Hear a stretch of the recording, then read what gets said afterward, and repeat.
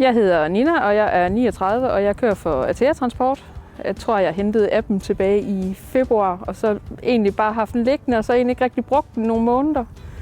Og så var det en aften, jeg var ude og køre GLS, og så tænkte jeg, ja, lad mig lige gå ind og se, om der sker noget herinde.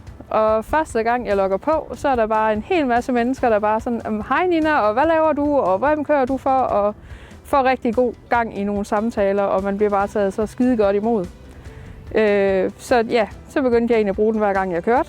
Det var faktisk skide irriterende, når der er nogen, der ringede, fordi så røg jeg ligesom ud af det her fællesskab. Og det var snart ligegyldigt, hvad man kører. Der er altid en eller anden, der kan hjælpe med, hvordan kommer du lige derhen, eller må jeg godt det her ifølge lovgivningen, og skal jeg den ene eller den anden vej rundt. Vi er rigtig mange Rema-chauffører derinde. Så det er også, hvor ligger den varelevering henne, hvad plejer du at gøre der, og det er skide godt og rigtig god hjælp at have. Jeg har været så glad for det, så jeg har anbefalet det til flere af mine kollegaer, som også er sådan stille og roligt begyndt at komme ind.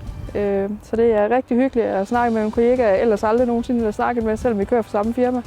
Så jeg synes, det er rigtig, rigtig fedt, at man kan gøre det på den måde. Også det der med, når du kører klokken 3 om natten, så tager du ikke bare lige telefonen og ringer til en kollega, mindre du er 110% sikker på, at de er ude at køre. Men går du ind på appen, jamen, så kan alle dem, du er venner med, de kan se, at du går på, så er de vågne, så kommer de ind lige og siger hej. Uanset snart om de er hjemme eller de selv er ude at køre.